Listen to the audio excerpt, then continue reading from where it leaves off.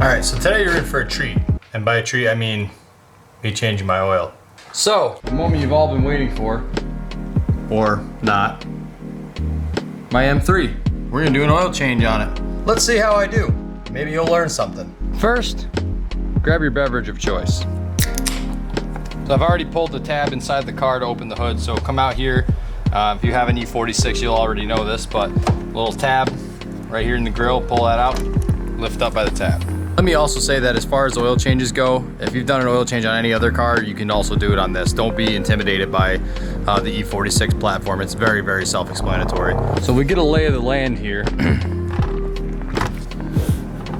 The oil filter sits right there, and the oil cap is right there. So if you see my previous videos, you'll remember that I mentioned that certain cars are different to jack up than others.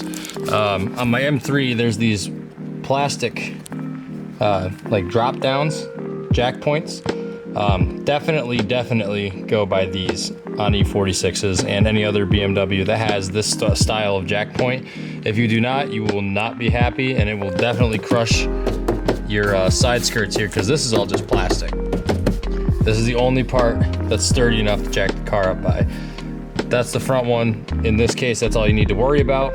There is the same exact thing in the rear, but that's a story for a different day. I'm gonna be doing one jack under each side.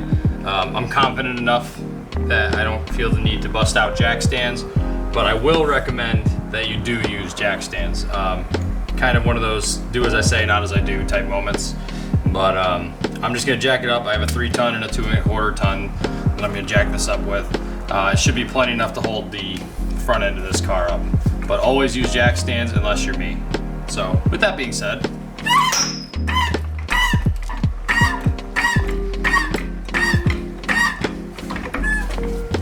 same thing on the other side.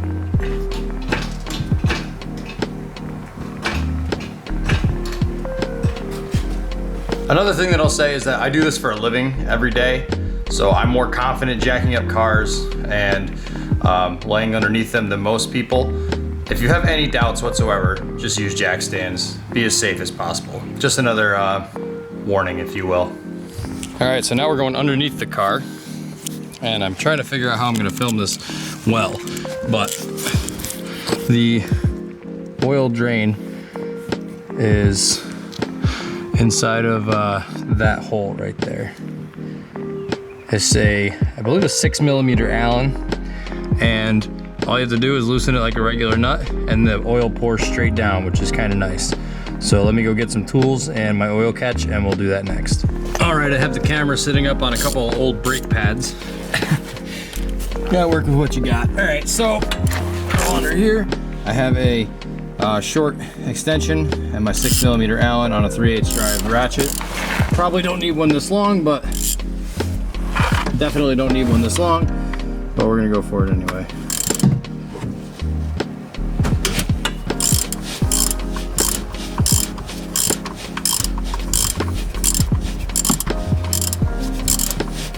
Surprisingly snug considering I did this last. I don't remember tightening it this much. Has been a while. So it's finally loosened to where I can do it by hand. We're gonna get right up in there, spin it out. I usually spin it till I can feel it clicking, because it's all the way loose. Make sure this is in there, and then just pull it straight out. As far as oil changes go, this is one of the better designs because it goes straight down. You don't have to account for it shooting over to the side. So now we're just gonna let that drain, and we can start working up top while we have this draining. There's the drain plug on the socket. All right, now we're back up top. So,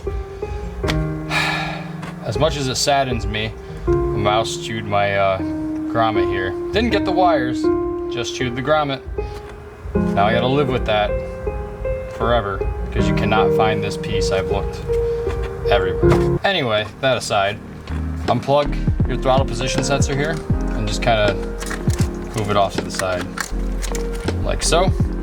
And grab your 13mm ratchet or wrench, whatever you can fit in here, and take this nut loose. And again, because I'm tired of smashing my knuckles, I'm using an extension and a socket. Don't judge me. Warning, if you let your car warm up before you do this, it is gonna be very, very hot. So then you wanna take this cover off. There's 2 little tabs I kind of grab it by. Oh my God, it's hot. All right, this one's very hot. So I'm gonna get a paper towel ready, and I'm just gonna lift it and set it up on the intake manifold and get as little oil everywhere as possible. Very hot. So here's your oil filter. Literally all you have to do is pull it out and put it in your oil catch, or in my case, since I'm still draining underneath, I'm just gonna throw it in the garbage. I'm just gonna grab this out of here. Try to let as much oil drip in there as I can, and just toss it. Now it's a good time to check in here, make sure there's no debris or anything foreign to oil in there. Just give it a quick wipe. Mine's really clean because I've done this every time I've changed the oil for a long time now, so I know for a fact that my oil system is very clean in this car. So as you saw in the when I was taking the oil filter out, or you may have saw, it was a mile, whatever. So basically any oil filter made for this car is probably made by a reputable brand. In this case, the kit that I got happened to come with a BMW filter, and that's just what I'm using for this. But a MAN, mile, or BMW in this case will work just the same. They're all relatively the same quality. I do like the mile and BMW ones just a little bit more because they are metal end capped. The MAN ones have paper, which hasn't really affected anything in my case, but I feel like just the metal is just a nice touch. So then you just simply take the oil filter and you put it in there. So next step is you take the cap, and there's an O-ring around this cap. The kit comes with a new one with the oil filter, so you take this out and replace it. Just using a cheap pick from Harbor Freight. Get in there, lift the O-ring out. Like I said, mine is well maintained, so the O-rings tend to be in good shape. Probably could reuse it, but it comes with a new one, so I'm going to replace it. Here's the new one. Just loosely and simply put it inside there. All right, next, if you look carefully at the end of this, there's an O-ring on there as well.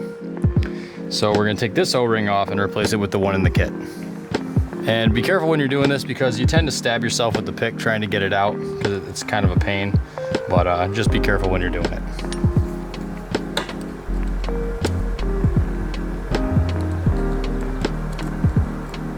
So I'm sick of messing with this, so what I'm gonna do is I'm just gonna take my razor blade here. I'm just gonna cut this O-ring because I'm confident that my kit came with the right one. So just cut that like that. Try not to let it fall into your engine bay like mine just did, but I'll fish that out in a second. I can kind of see it, but don't worry about that. All right, so I got the new O-ring right here. Just kind of work it over the top like that. There you go, that's all set. Also, I almost forgot, on this end, there is a silver washer that also comes in the kit. You can take off the end just like that. So when you open the oil filter kit, there will be a copper ring and a silver ring. The silver ring is for this long screw. That's what that's for.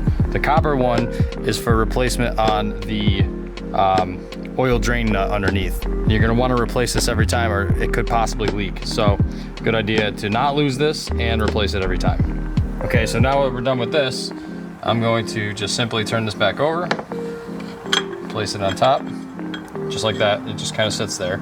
I like to just line up these tabs with the sides. It doesn't really matter which way you put it, I guess, but it just looks nicer if everything is symmetrical. So then you run your long nut back in. Just get it finger tight. Make sure, well, if you're like me, make sure your oil thing is centered properly. Take your ratchet. I believe that the torque spec for this is 15 foot-pounds or 13, which to me just seems like quite a bit. So what I usually do is I just kind of get it nice and snug, not crazy tight, just snug enough. You'll kind of get a feel, but if you are not confident in your feel for cranking stuff down, then definitely look up the torque spec and do it properly. So we're all done for up here, so I'm just gonna take care of this mess up here and then we'll go back underneath. Oh, don't forget, plug in your throttle position sensor. Just like that. I always forget that, as I almost just did. So make sure you plug this back in. So now that this is done draining, we will put our oil drain plug back in. Not every kit has this, but this OEM oil change kit came with a new drain plug. So that's actually pretty nice. So I can not even worry about the old one. I can just take the new copper gasket that came with the oil filter, put it right on the brand new nut. I'll hang on to the old one just in case something's wrong with this one, but put that right on there and just run it back in.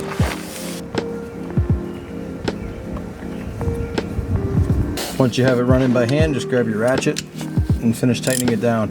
I've never looked up a torque spec for this. I'm not sure exactly what it is. I just I know I have a good feel, and I've been doing this a while. So if you're not confident, like I said, look up the torque spec and do it correctly. But I'm just gonna snug it down to what I always have. And it should be just fine, just snugging it down.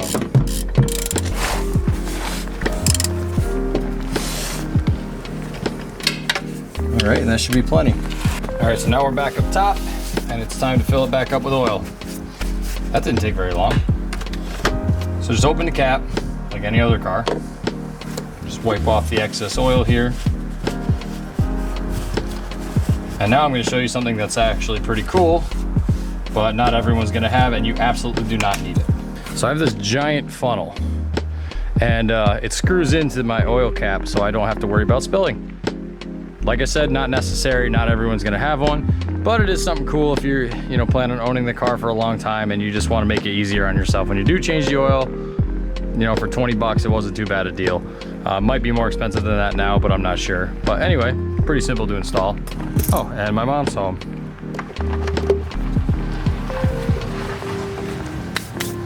Mama Bear's home. I'm blocking your view. Nope, you're good. Sorry for the interruption.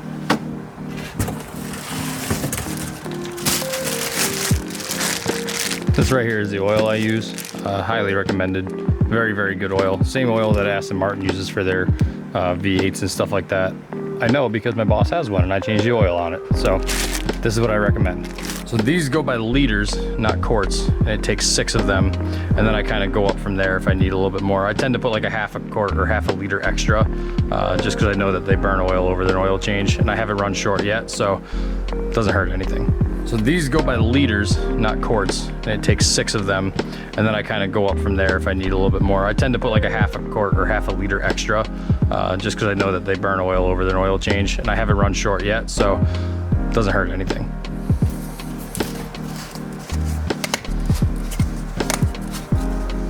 I'll probably fast forward this part.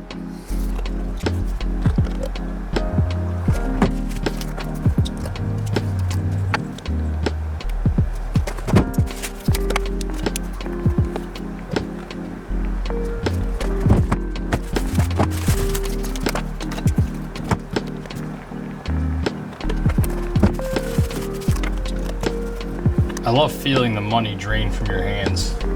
This stuff ain't cheap.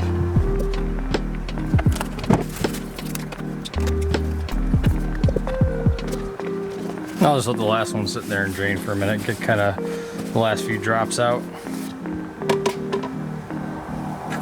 All right, so after that, you just unscrew this, or in your case, just take the funnel out like normal.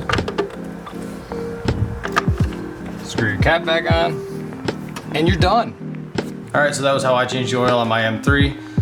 Really pretty simple. I think if you're getting into cars or getting into these cars specifically, I think this is a great, thing to get you started on wanting to work on stuff because it's so easy. Well, anyway, hope you learned something. I'm gonna go take my car that has a fresh oil change, and I'm gonna get this mop that you call hair cut off. Maybe we'll get a after haircut shot, but if not, have a good night. Thanks for watching.